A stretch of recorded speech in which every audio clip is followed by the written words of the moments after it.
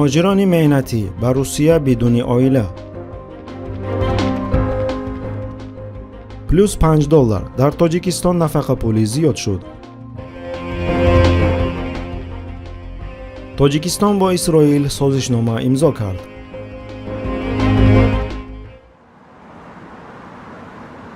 نهم سپتامبر وکیلان فراکسیای روسیای عادلانه برای حقیقت با سروری سرگئی میرانوف به دومای دولتی طرح قانونی را پیشنهاد کردند که به مهاجران مهنتی به روسیه با اعضای عائله‌شان آمدنشان منع کرده می شود. استثنا تنها برای شهروندان بلاروس و متخصصان خارجی بلند اختصاص گذاشته شده است. Они приехали, сделали свое дело и уехали без семей, без нагрузки на социальную сферу, в том числе медицинскую. با اندیشه وکیلان حضور عائله‌های مهاجران مهنتی در کشور باعث سرباری جدی به انفراستراکچور اجتماعی دولت می‌گردد، از جمله به مؤسسه‌های تعلیمی و نظام تندرستی. در این زمان درآمدهای بودجه از حساب پاتنت‌های مهاجران خراجات نگهداری اعضای بیکار عائله را جبران نمی‌کند که چنین مدل سیاست مهاجرتی را از جهت اقتصادی نامفید می‌سازد. گفته می‌شود در شرح توضیحی حجت با نظر داشتی روندهای کنونی روسیه شبهه‌ای نیست که این قانون قبول خواهد شد. А вам есть разница, какой национальности у вас будет врач? Да, я люблю русских врачей. А почему вы ко мне записались? Потому что это будет язык свободный. И чем не устроил вас прием? Потому что я не русский. ولی بسیاری از اقتصاددانها ادعا را که گویا عائله‌های مهاجران تنها سرباری می‌آورند رد می‌کنند. مثلا دوسنتی دانشگاه فدرالی ولایت اورال ویکتوریا کورتسکا گرمش در کار علمی خود تحت عنوان استفاده از مهنت مهاجران تهدید یا برتری برای رشد اقتصادی روسیه اثبات کرده است که مهاجرت مهنتی منفعت‌های زیادی را نیز می‌آورد. مهاجران مهنتی با عائله‌های خود آمده توسط پرداخت انداز و استعمال سهمی نظررس به اقتصاد روسیه می‌گذارند.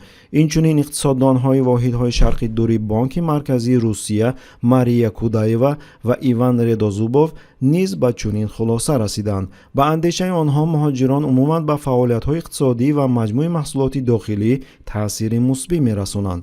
Сейчас узбеки поехали в Англию. Почему? Задумайтесь над этим. Вы чего хотите? Чтобы они туда поехали? Люди, знающие русский язык, а кто к нам приедет?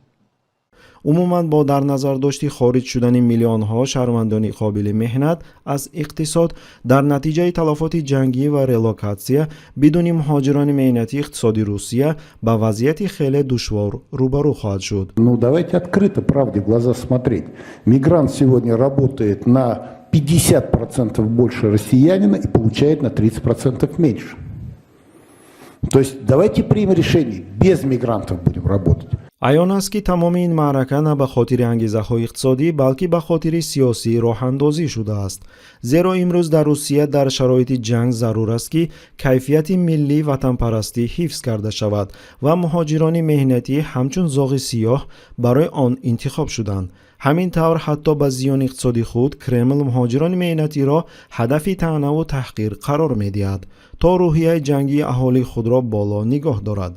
منصبدارانی که به واسطه مسئول اقتصادی کشور هستند ناچار خیلی با احتیاط اعتراض خود را نسبت به این نفرت‌های ضد مهاجرتی بیان می‌کنند.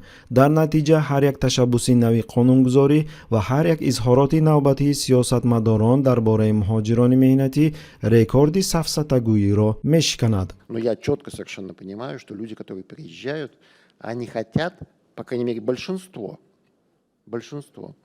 они хотят здесь жить вместо нас.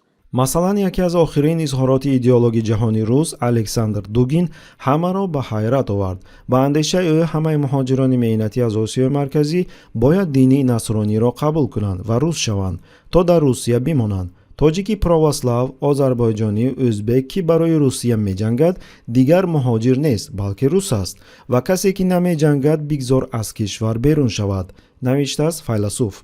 با زنان مسلمانان باشد او اجازه داده است که روسری خود را بدر نکنند با شرطی که رمز زد را گذارند. بگذار رمز زد را بر روسری گذارند. میدانیم که این بانوان شرفمند به شبکه روس منفعت آور بودند. Добрый вечер, граждане и гости Российской Федерации. Внимательно меня послушайте. Работает полиция Главного управления ГИО МВД России по Красноярскому краю. Всем находящимся здесь предоставить документы для проверки. Прошу сохранять спокойствие. Обращаю ваше внимание, что в случае неповиновения или оказания сопротивления может быть привлечены к административной либо уголовной ответственности. Спасибо за внимание.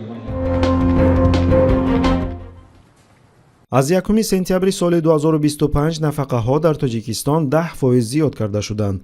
дар кишвар се навъи нафақа мавҷуд аст: нафақаи меҳнатӣ, нафақаи суғуртавӣ ва нафақаи иҷтимоӣ. то қабули қонуни зиёд кардани нафақаҳо ҳаҷми миёнаи онҳо чунин буд: нафақаи меҳнатӣ 446,188 сомонӣ, нафақаи суғуртавӣ 363,198 сомонӣ, нафақаи иҷтимоӣ 262,164 сомонӣ. 10% زیاد میکنن دیگه همه چیزا قیمت میکنن بچه دیگه همه چیزا قیمت میکنن فایده نیست این موبا. барои он ки ба ин зиёдшавии нафақаҳо баҳо диҳем ва дарк кунем ки оё ин воқеан индексатсия бо назардошти таваррум аст ё танҳо як иқдоми зоҳирӣ барои нишон додани ғамхорӣ нисбат ба аҳолӣ. кофӣ аст ки нархи маҳсулоти асосии истеъмолиро муқоиса намоем. ҳамин тавр дар соли 2015 нархи маҳсулоти сабади истеъмолӣ чунин буд: орд 2,4-2,8 сомонӣ барои 1 килограмм, равғани растанӣ 4-6 сомонӣ барои 1 литр, шакар 2,5-3 сомонӣ барои 1 килограмм, биринҷ 4-6 сомонӣ барои 1 килограмм, тухм 2,5-3 сомонӣ барои 10 дона, гӯшт 35-40 сомонӣ барои 1 килограмм, шир 3-3,5 сомонӣ барои 1 литр.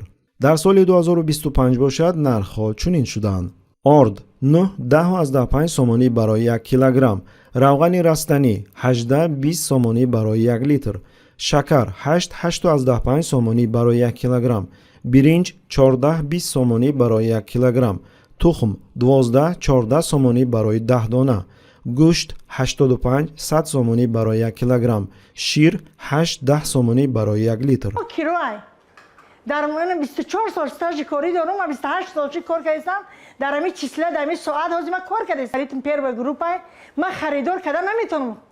خریداری کردن نمیشود. аён мешавад ки нархи ҳамаи маҳсулотҳо 2-3 маротиба боло рафтааст ва чунин афзоиши ночизи нафақа ҳамагӣ $5 албатта вазъиятро беҳтар намекунад.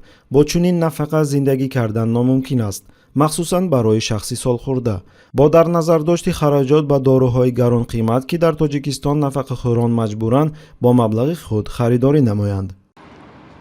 хая ки гуфти гапо ҳам хеле шудестай сар ба нук и 10% кадай уже дар бозор 20%.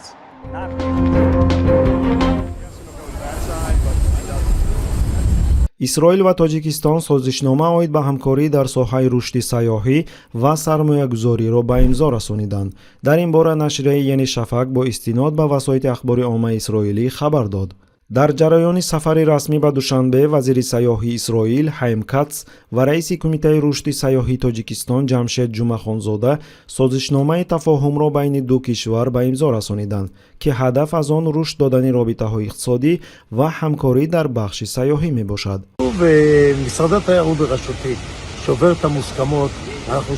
созишнома дар доираи форуми Созмони Милали Муттаҳид оид ба сармоягузорӣ ба сайёҳӣ ки бо ибтикори ҳукумати Тоҷикистон ва дастгирии Созмони Ҷаҳонии сайёҳӣ ташкил шуд ба имзо расидааст. ҳамзамон гузориш дода мешавад ки дар форум ҳайати исроилӣ модели исроилии ташвиқи сармоягузорӣ ба сайёҳиро муаррифӣ кардааст. ёдовар мешавем ки таи қариб 2 сол боз марҳилаи нав вале бесобиқа аз рӯи миқёси шумораи қурбониён ва қатли ом алайҳи мусалмонони Фаластин идома дорад. дар ин муддат қувваҳои мусаллаҳи исроилӣ бо пуштибонии комили кишварҳои ғарб на камтар аз 80,000 сокинони осоиштаро кушта, тақрибан 150,000 нафарро сахт маҷрӯҳ карданд ва беш аз 88% инфрасохтори қаламравро дар натиҷаи партофтани 125,000 тонна маводи тарканда нобуд карданд.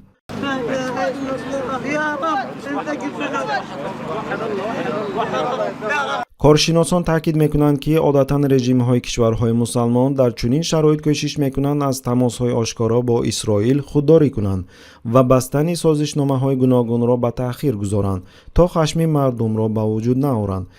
İsrail'le artık ilişkilerimizi ticari anlamda başta olmak üzere bunu Dışişleri Bakanım da açıkladı, kestik, kesiyoruz. Мы не можем закрывать глаза на страдания народов Палестины, Украины, Судана, Сирии и других стран, где продолжаются военные действия, гибнут мирные жители, нарушаются права человека. زیرا هر گونه سازش با تشکیلات اشغالگر نه تنها پشتیبانی از قتل عام همدینان را افاده می‌کند، بلکه به طور غیر مستقیم اعتراف دولت را نیز معنی داد می‌کند که کاملا در زمین‌های مسلمانان جایگیر شده است. اما به نظر می‌رسد که حکومت تاجیکستان به چنین جزئیاتی خرد مثل اندیشه مردم خود چندان توجه نمی‌کند. يبدو أن يكون هناك طلقات تحفيرية وقصف المبنى بالكامل. إذن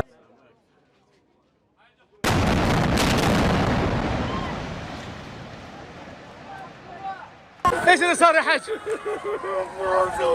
ايش اللي صار؟